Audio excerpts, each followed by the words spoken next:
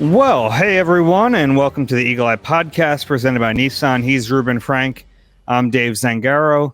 Rube, I thought win, loss, or draw, we would come on this podcast and talk about what an exciting game we just saw, and that was far from exciting. Yeah, and look, Dallas does this to a lot of people in their own building. They're one of those teams. They're just a different team at home. They've won 15 in a row now. By an average of something like was 36-18 coming in. So it's probably about 35.8 to 17.8 or something. But yeah, they just blow teams out at home. And it just snowballed on the Eagles. You know, once again, they got off to a bad start. With 5 straight games or 4 straight games, they've been down by at least a touchdown at halftime. It's really tough to try to win games that way. You might win one, you might win a couple, but a lot of the things that we saw earlier in the year really catching up to them now, really on both sides of the ball, but mainly on defense. Slow starts, lack of takeaways, too many turnovers. And it all kind of just came together down there tonight. It was tough to watch. Yeah, and you're right, because it's so many of these things that we mentioned when they were winning games, but it's really tough to kill a team for winning, right? But there were all these issues that we said, yeah, I mean, but these things could pop up, and you got to wonder just how good this team is. And, you know, they come through this game, they lose it, they've lost 2 in a row in ugly fashion. If you're an optimist, you say, okay, well, you know, they still have control of the NFC East. The way it works out is if they win out, they will win the NFC East, and Dallas has a tough schedule. So you can look at it like that. But I think it's really tough to do that when you watch the brand of football we just saw. Yeah, and if they win out, not only do they win a division, which is weird because they're not in the lead technically in a division, but the way the tiebreakers are, they would be if they win their next 4. They'd also clinch the number 2 seed if they win their next 4. At worst, could still be the number 1 seed if the Niners lose to the Ravens or something. But getting ahead of ourselves, because what we saw tonight and last Sunday is not a team that you really have a whole lot of faith in to beat anybody. But look, they did just play 2 of the best teams in the league, maybe 1 and 2, maybe 2 and 3, maybe 1 and 3. And they got humiliated. I think that's what really is most concerning. Not that they lost, but just how they lost. They were non-competitive in both these games. They were down big before the first quarter was over, and even the Niners game was actually still a 1-possession game in the third quarter. This wasn't, but both games were just lopsided, embarrassing. Non-competitive, and certainly at this point in the season for a team that's done nothing but win for the last couple of years, that's definitely concerning. Yeah, and it's even like, you know, if they turn this around and take care of business down the stretch, I still think Eagles fans are going to go into the playoffs worried, because this was supposed to be a team that had real Super Bowl aspirations. But we've seen them against 2 of the premier teams in the league the last 2 weeks get pantsed, you know, and I think that's concerning. And these are 2 teams they might see again. You know, and both those teams had 10 days off before the game. And, but, you know, look, if they beat Seattle and then Arizona Giants, if they win those 4 games, they're 14-3 with a 4-game winning streak going into the postseason. So even if they're the 2 seed and they've got to play that first weekend, I'm not sure people are going to be looking at these 2 games. They're going to be looking at the next 4 and saying they righted the ship. You know, they've got some momentum now. They're playing a lot better. They fixed some of the issues. I could be wrong, but I think if they get to 14-3, it's going to be people are going to be fairly confident in them. Maybe not to win. You think so? At 14-3 with 4-game winning streak. I get that, but you're going to do it against inferior opponents when you just lost 2 games to teams that you're probably going to see at least one of them in the playoffs. Yeah, and also there's no – look, the Niners have to play the Ravens. The Cowboys have to play – who do they have? Miami, I think, in Buffalo, and Detroit maybe, and then Washington. I think that's what it is.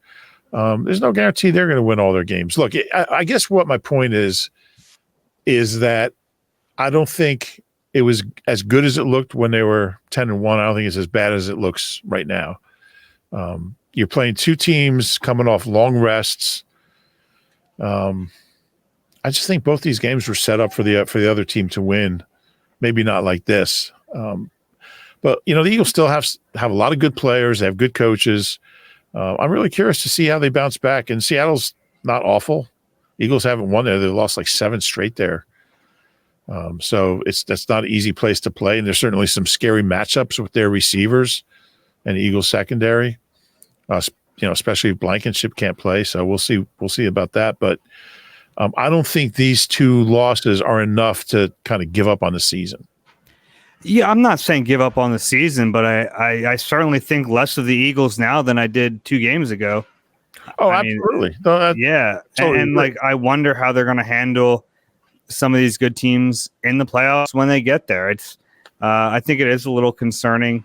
And I think the part of the season where we say the Eagles are going to turn around and play their best game, like, are they? I don't know. I don't know either, but what I'm saying, I guess, is that they have the opportunity to win their next 4. They're going to be favored. I think that's true. Do you think they'll be favored next week in Seattle? Yeah, they already are. I think 3. Are they? 3.5, 4. Oh, interesting. I haven't seen that line yet. Maybe. Okay. I mean, we'll see who starts at quarterback. If I would think Geno would be back. Mm-hmm. But yeah, I think they're still a good team. We'll see. I could be wrong. I mean, it could all just fall apart from here, and we'll see. I think sometimes what games like this can really have a cumulative effect especially on young players, on a team, on a coaching staff. I mean, to lose by 23 and 20 points back to back to 2 teams that you've kind of measured yourself against all year, it's not good. And there's certainly a chance it does get worse from here. But I really want to see how they respond against Seattle, because I think, look, they should win those last 3. So it comes down to next week, and let's see how they do.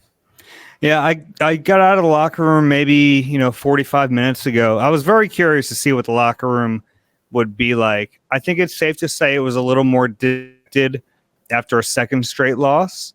Talked to a bunch of leaders on the team, and they all said similar things. Like, we're going to learn a lot about the guys that we have in this locker room.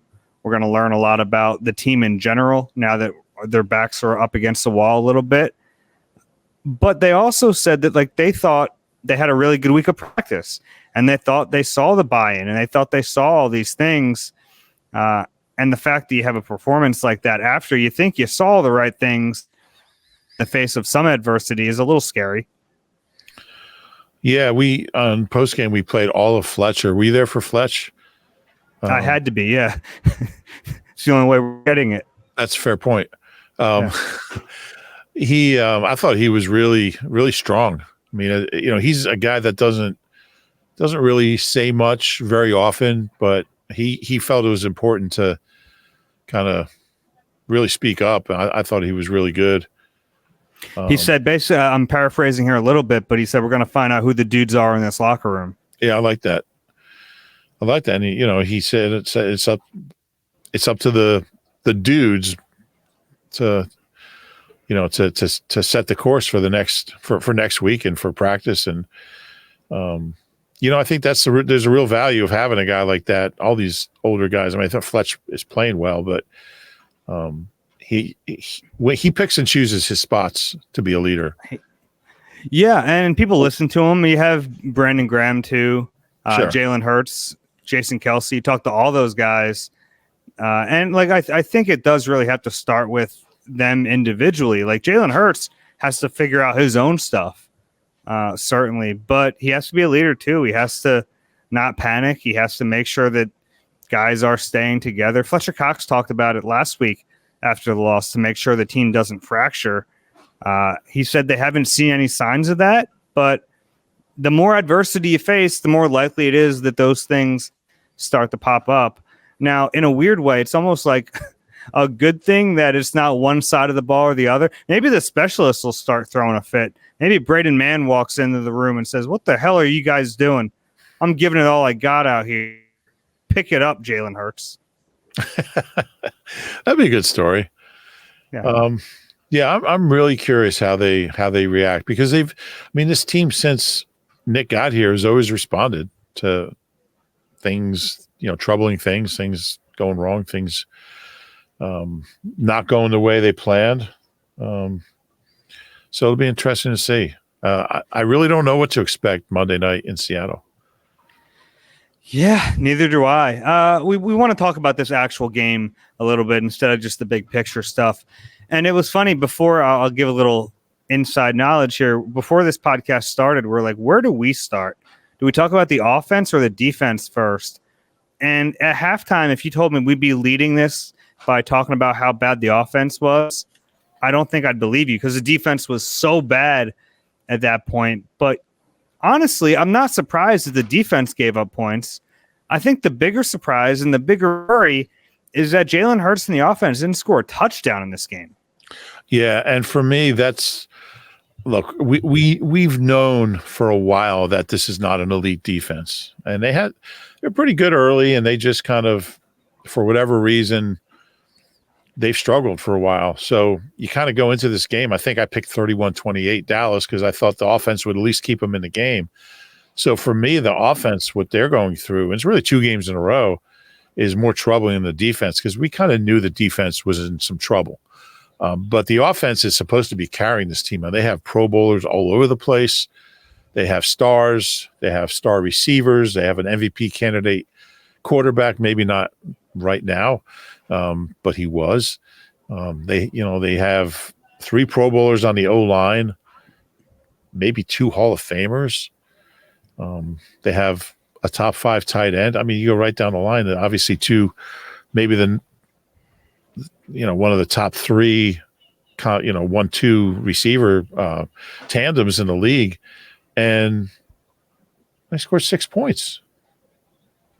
They scored 6 points, and that's the real shock to me. And look, it wasn't like they were any bargain against the Niners. They scored 19, but certainly was a big struggle. So what is going on with and look, 15% of their passing yards came from their punter. So, there's certainly more concern or more surprise with what happened offensively tonight. Yeah, I did not see that coming. Yeah, they have to score points. This is a game where if they have any chance, you're going to have to outpace the Cowboys. And that first Jalen turnover was just a killer. I think it's almost a mistake. I'm glad that the players didn't hide behind it too much, but like to look at that game and say, "Oh, we turned the ball 3 times," I think in a way like almost misrepresents how ineffective the offense was, because those 2 of the turnovers came in the second half. Now, certainly they were trying to climb out of the hole, but they put themselves in the hole with just 1 big turnover. So I think that's almost like a cop-out to say, well, if we didn't turn the ball over, we'd be better. Like, they'd be better, but it wouldn't have been good enough. Yeah, I completely agree. It was 24-6 when they had their second turnover. They weren't going to win the game. Mm-hmm. Now, maybe things would have been different if they went down and scored when Jalen fumbled. We don't know. And I also think I think that fumble is like a big deal, because that was like you're trying to keep pace and you're about to get in the. I guess you're already in the red zone at that point when he fumbles it. Close to it, yeah. I think the play started outside the red zone, right? Yeah. And then whatever. Yeah. But they're about to get there, and then that kind of changes the entire game. And it's not like the Eagles just fumbled. Dallas forced those fumbles. Like, they're a very physical team. That's their game. They're always, they're jumping routes. They're trying for strips all the time. And then they got 3 of them. But yeah, I thought and that's 15 turnovers for Jalen now this year, 5 lost fumbles. He only had 6 his first 3 years, lost fumbles. Now, whether fumbles lost or not, sometimes is just the way the ball bounces, but it's a concern. Pocket presence, all that stuff. His numbers the last 2 weeks, his numbers were very pedestrian tonight. I didn't like the way he played. I didn't like his body language on the sideline. I thought he looked mopey. He looked frustrated. Everybody on this team looks at him, and I guess maybe that's just natural. Maybe that's just a natural reaction to the way the game's going. But you got 52 guys on that roster, or I guess 47 because the inactive guys aren't looking at him. But he's the tone setter, and we're just used to seeing him positive and uplifting, and I just didn't see that tonight. That was concerning to me. I can't really speak to that. You're watching the game copy where they show that. I couldn't see that, but I will say, Jalen's never going to be a rah-rah type of guy on the sideline. So I don't know how different that is than what he normally shows you. Maybe it's a reach. I didn't like his demeanor. I don't think I thought he played poorly. He made a few nice throws, but he didn't get a ton of help either. I mean, we saw some big drops from A.J. Brown and Devontae Smith, drops that those guys just in a game like this where you're trying to claw your way out of this thing, like that A.J. drop on the sideline, he got his head turned around late. That was a perfect pass from Jalen. It was. Devontae, the one into the end zone, has to be caught. I know it's like a few inches ahead of him, but that's the play Devontae has to make, right? Yeah. I mean, yeah, I agree. I mean, I don't think Jalen's the biggest problem, but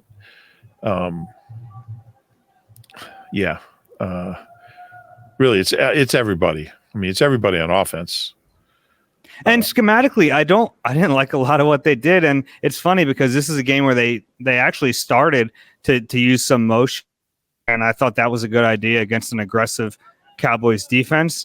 And there was one play where they lined up under center, and I'm like, oh boy, they're going to start running this ball downhill, and then there was a false start. They shot themselves in the foot with a few penalties on offense. That can't happen. I mean, this is a game where your margin for error is not very big, and you make mistakes like that, it's really going to bite you.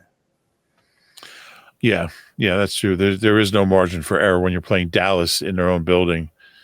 And those Another guys. Go ahead. I was just going to say, AJ, Devontae, and Jalen are. I mean, they're the team stars, and none of them. I mean, they all had fumbles. The three offensive skill Pro Bowl type guys all hurt their team.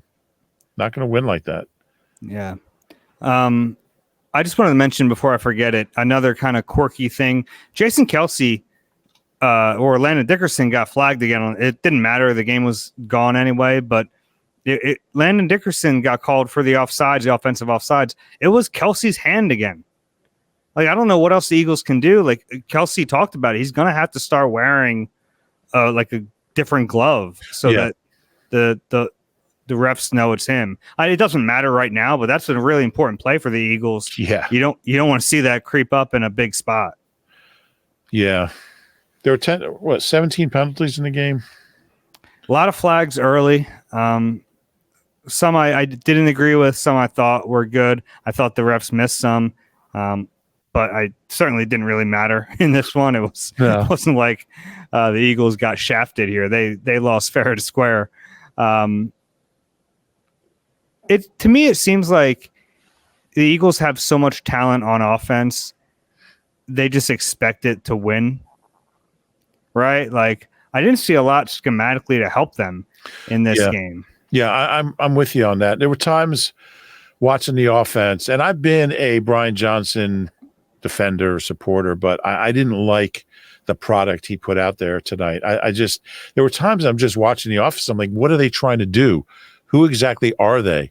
Yeah, but don't pin that all on Brian Johnson either, because that's a Nick Sirianni game plan thing as well. That's fair.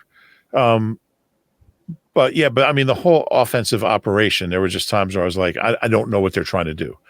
I don't know what their philosophy is here. I don't know what their approach is. I don't know what they're trying to accomplish. It just seemed like they were just running plays that weren't setting up other plays. It was weird.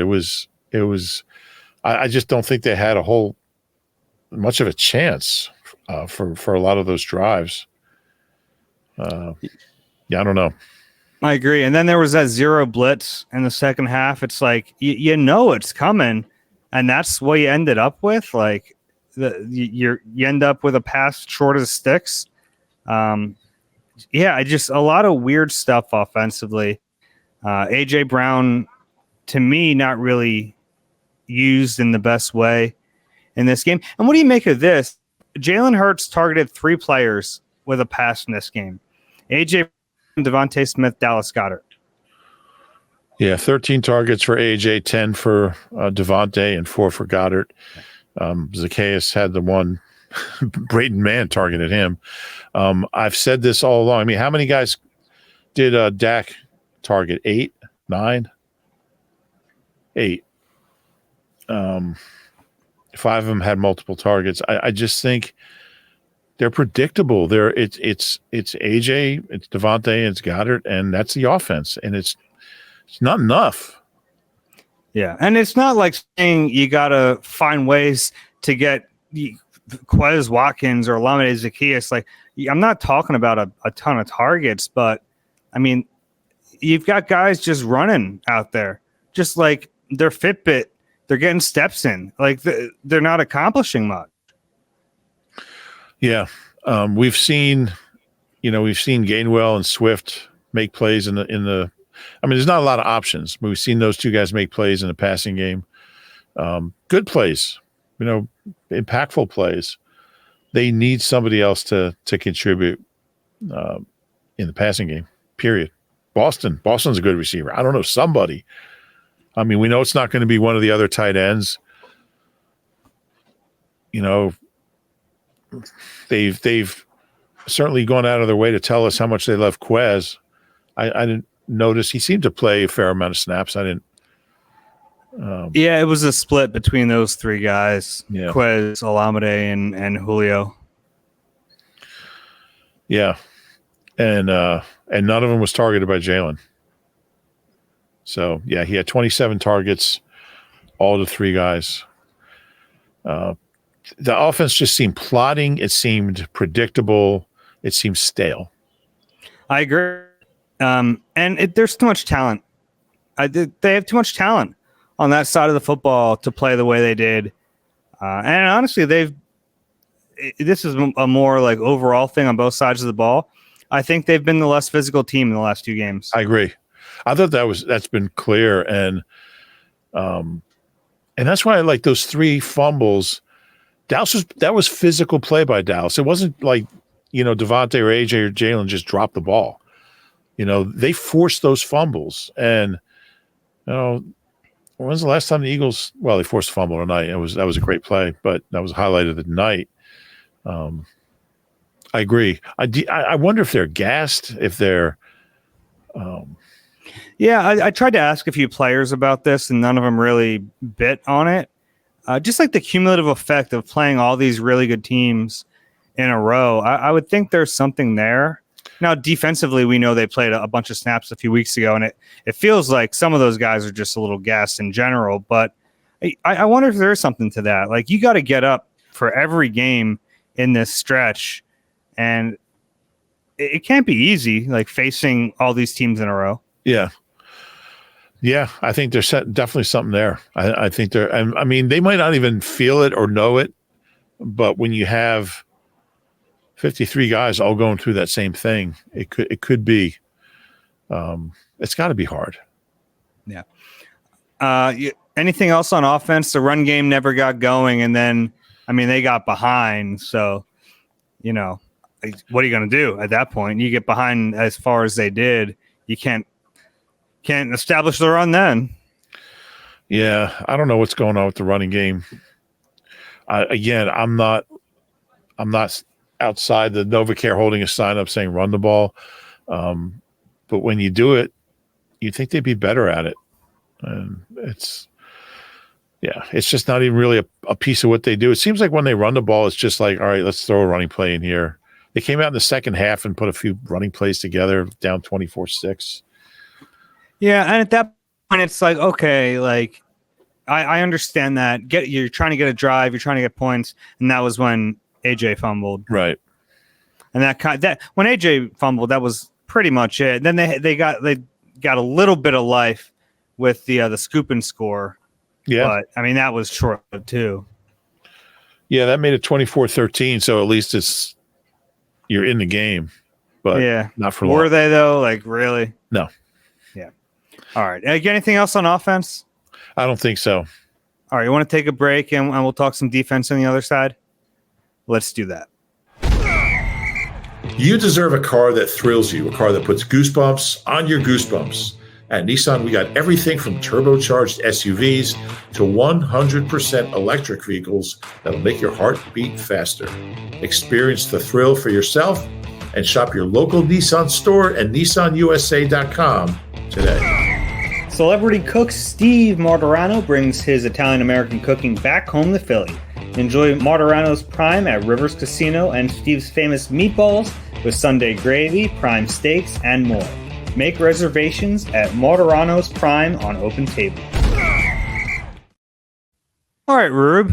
The defense was where I thought we would start this podcast. At least at like halftime, I thought that.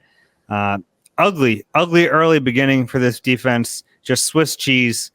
It was bad. And it was kind of a continuation of what we saw against San Francisco. It looked like the same exact problems popped up. They couldn't get off the field on third downs. Now, some of these third downs were a little more manageable for the offense, but the end result was the same. And a lot of long drives, too. Yeah, there was they scored on their first 4 drives, touchdown, field goal, touchdown, which made it 10 consecutive drives, not including the kneel down at the end of the San Francisco game. 10 consecutive drives that they allowed points, and that's 9 touchdowns and a field goal. So there's no way to look up the last time that happened, if it ever happened. It's impossible because drive charts didn't exist. They weren't kept before like the late 70s. And I was able to find out the last time they allowed 6 in a row, actually by finding old newspaper stories that describe the games. But that's embarrassing. And, they held them to 3 field goals in the second half. But at that point, Dallas, they were just trying to run clock. They were playing conservative, throw here and there. And, they seem to be very happy just playing for field goals. And I'm not going to get too carried away with the defense playing better in the second half. They gave up 33 points. They've given up 109 points in the last 3 games. It's the third most in the last 50 years in a 3-game span. And the top 2 were during the Chip. That was like, Bill Davis, Chip Kelly era, when everybody did that to him. Yeah. It's really. Here's this stat for you. I have a stat for you here. In the Eagles' first 11 games this year, they'd given up 75-plus yard touchdown drives 11 times. They gave up 8 in 5 quarters against the 49ers and Cowboys.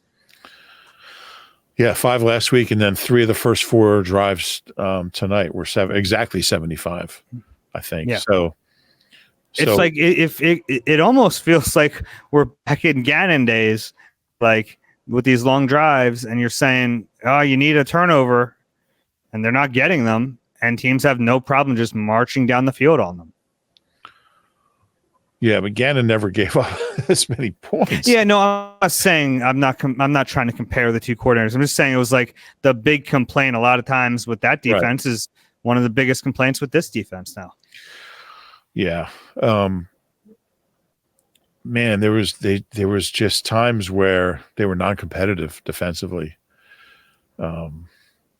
They've changed personnel so much in the back 7.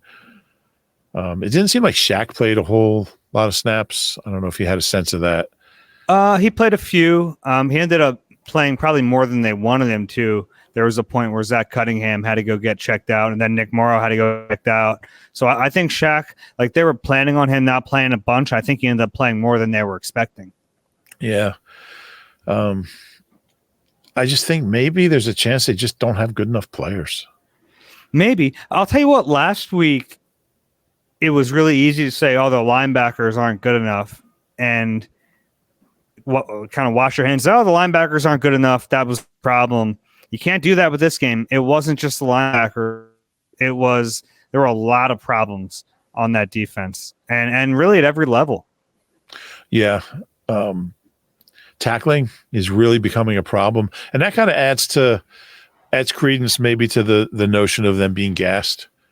You see guys, I mean, arm tackling and just they're not getting numbers to the ball like they were earlier in the year. And that's why they're giving up so many big plays. Man, they got out time of possession big time. Dallas had the ball 19 minutes in the second half. But anyway, what bothers you the most on defense? I mean, yeah, go ahead. What bothers you the most or bothers you the most?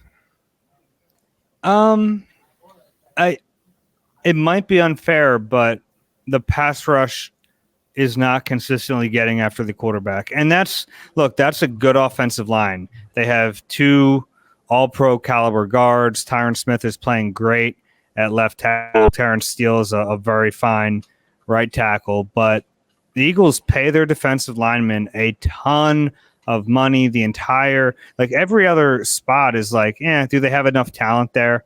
Even in the secondary where you have some big names, I think you have big names past their prime. You look at that defensive line, it should be the unit that carries that defense, and they should be held to a higher standard, and they haven't been good enough. Yeah, I agree. We talked about how many snaps Reddick and Sweat were playing. Reddick's still getting the sacks. Sweat, I think, has 1 in the last 6 games. He's not playing the way he was. Really, nobody is. They don't have a star on defense. They just don't have. They don't have somebody who's. I mean, I guess Reddick's the closest thing. He'll be a Pro Bowler, but he gets 2 sacks in 60 plays. That's a good game. They look slow to me. They look slow, especially compared to the Niners and Dallas offenses. They just look slow and a step behind much of the last 2 games. Yeah, I think you're right about them maybe not having the right talent, but also Sean Desai isn't doing a good job. He's just not.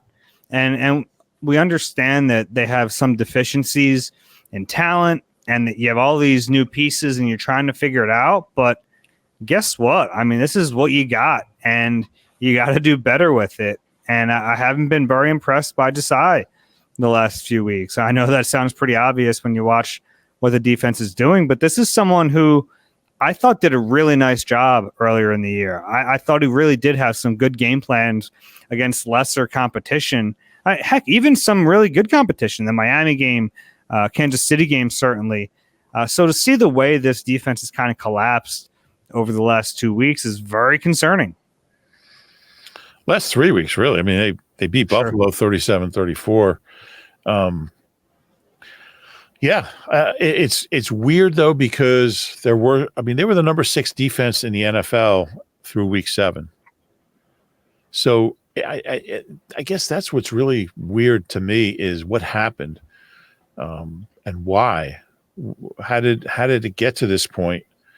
I don't think there's any one simple, easy answer. I do know when you look at the last 5 quarterbacks they faced, it's Dak, Mahomes, Josh Allen, Purdy, and Dak again. So, look, these guys are all elite quarterbacks. I think if you had a list of the top 10 passer ratings of all time, I think Purdy's number 1, like Dak is number 4, and Mahomes is like number 3. I mean, so they're facing some great quarterbacks and some great offenses, but they're just not competitive. And yeah. Let me ask you the question you asked me. What concerns you most about this defense? I think for me, it's the lack of just playmaking, forcing fumbles, getting interceptions. They got the one big one tonight, got points out of it, but they're few and far between. And just the sacks, the big plays. We just haven't seen the big plays. Third down, certainly a huge part of it too. Yeah, I mean, they're the worst third down team in the league, and it didn't get any better today. 9 of 16 for the Cowboys, and some of them came late after the Cowboys were happy to just eat some clock and get rid of the football. Yeah. Yeah. There's a lot to be concerned about defense. That's why, to me, the Seattle game's so interesting, is they're not – look, Gino's a nice player, but and they've got great receivers. But I don't think the challenge is quite as, monumental as the last few weeks have been. No, we'll see. I mean, they scored 35 against the Cowboys down there in Arlington. We'll see. I think it's going to be a real barometer type game for the Eagles because, I mean, look, if they might not have a chance anyway to accomplish anything, what they really want to accomplish this year. I mean, getting into the wild card round and maybe winning a game, after last year, it's hard to get excited about that. If they lose, I think if they lose, it's going to be – they're still going to make the playoffs. It's going to be a playoff team. But if they lose to Seattle, it's kind of going to be really hard to be optimistic about anything. But if they win and then they win their next three, Giants, Cards, Giants, and get to 14-3, and whether they're the 2 seed or whatever, if they do get to 14-3, which isn't that far out of the question, they're going to be favored in all 4 games. How much does that erase what we've seen the last 2 days against 2 elite teams coming off 10-day rests? I don't know the answer. But to me, next Monday night in Seattle is maybe the most interesting game of the year. Yeah, when they started this 6-game stretch, staring down the barrel at just this absolute gauntlet, we talked like, all right, 4-2 would be great. 3-3 is like you're not in a terrible spot. The problem is they haven't got much help. The 49ers have gone on this run. The Cowboys have played really well. So the margin for error is a little smaller than I think we anticipated. So now it's like if you go 3-3 in this 6-game stretch, no, that doesn't cut it anymore. Right. And look, Seattle's they're playing 4 losing teams. Their next 4 games, all 4 of those teams currently have a losing record. Seattle's lost 4 straight games. So, yeah, go beat them. Go win a game. I know it's another long flight and all that, but go win a football game in Seattle Monday night, 8:15, and then let's see what happens those next few weeks. Yeah. All right. I don't have much on special teams because we still have Dave's positivity corner, and I feel like we're going to need to get some of that in there because without it, we probably won't have very much. So time for Dave's positivity corner. If you're new to the podcast, we do this after a loss. Weird to do it in back-to-back weeks. We haven't done that in a very long time. But Dave's positivity corner, give me something, Rube. Well, should I stay away from like the great man? Whatever you want. I mean, it was good to see the thing I liked about the Fletch Jalen Carter play was it was kind of like the old timer and the young guy. It was good to see the defense make a play, even though at that point they were down 24-6. So that was good. It was good to see Jalen Carter get in the end zone. He moves, doesn't he? Yeah, first Eagles defensive tackle with a touchdown since Mike Patterson in that San Francisco game in 2006. The 98-yard fumble return of a fumble by former Eagle Frank Gore. That's good. That's worthy of DPC. How about DPC? Braden Mann, Yeah. The man, the myth, the legend, 28-yarder. We should mention that we were watching him and Jake Elliott throw the football around, I think, before the Niners game, a couple hours before the game, and the field was pretty empty, and they were running around playing catch, and we both remarked what a good arm he had.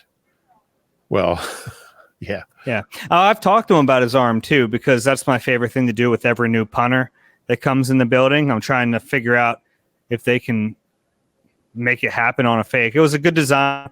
It did reek of desperation a little bit, but hey, they were desperate at that point. Yeah, and I mean, they don't run a lot of trick plays because they don't need to. But that was a good time for it, and it was a fun play. Yeah. For the most part, I thought if we're going to continue specialty or positivity corner with special teams, like Brayton Covey, really nice 18-yard return. Jake Elliott was good. There was the one miscue on special teams. It was the Josh Jobe fair catch interference, but that ended up being the drive where Jalen Carter scooped and scored. Right. As far as non-special teams, I actually thought Milton Williams played well. Okay. He made a couple nice plays. Yeah. I don't know if I have much else. Well, there's not a lot. I'll tell you one. On my 6:30 a.m. flight on Saturday, there was an Eagles fan who was too drunk to board. I bet he's kind of okay that he didn't get to go on this trip now. I wonder if he came out later, sobered up a little bit. Maybe he got out here anyway. How can you be that drunk at 6:22? What was your flight? 6:30, 6:22? 6:22. I mean, did you just stay up all night? And I mean, he wasn't able to have a conversation about it. I would have tried maybe if he was, but are the bars open around the clock at the airport? I don't know. I don't think so. Yeah, I don't really know either. But I mean, there's flights all the time. Mm-hmm. So I don't know. I'm not a nervous flyer, but my brother-in-law is a real nervous flyer. It became a problem because like he would be on an early morning flight and the bars aren't open because he used to go have a drink to like calm his nerves. So then he eventually got some anxiety medicine and dealt with it that way. But that used to be a problem for him. Like if the bars weren't open, he couldn't get a drink to calm his nerves. Have you ever been like really scared on a flight? No. I've never been, but I haven't been through like a bad experience. Like he's been through, like the reason he has the bad anxiety, he was through like a really bad turbulence issue once where like the masks came down and all that. I've never been in something like that. I remember once flying out of New Orleans and the pilots, we'd been flying for maybe 15 minutes and the pilot comes on and says, well, we're going to have to take her back to the field at New Orleans. Just a small matter of a latch that the ground crew left open. And the problem is we have no way to close that latch. And if a piece of it dislodges, could go in the engine and have catastrophic results. So we're going to get you back on the ground in New Orleans after we burn off some fuel for the next hour. So now you're flying around knowing this latch is open and could blow into the engine at any point. Oh, good. And we landed, guy came and closed the latch. We took off again. So that was, there's been a few, but yeah, that was notable. Well, not as scary as tonight's game. Yeah, that was pretty bad. Hopefully everyone watching at home had their barf bags ready. That's all I got. Do you have anything else on this game? No. It was an ugly one. Yeah, I don't know where they go from here, but really curious to see what happens.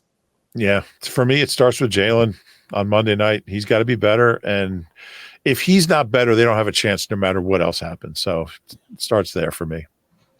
That's probably fair. If you enjoy the Eagle Eye podcast, please do us a favor, rate and subscribe wherever you get your pods. If you're watching on YouTube, please click that like button, subscribe there as well. That's it. We'll talk to you guys during the week as we get ready for Monday Night Football against the Seahawks. For Rube, I'm Dave. This has been Eagle Eye presented by Nissan. We'll talk to you soon.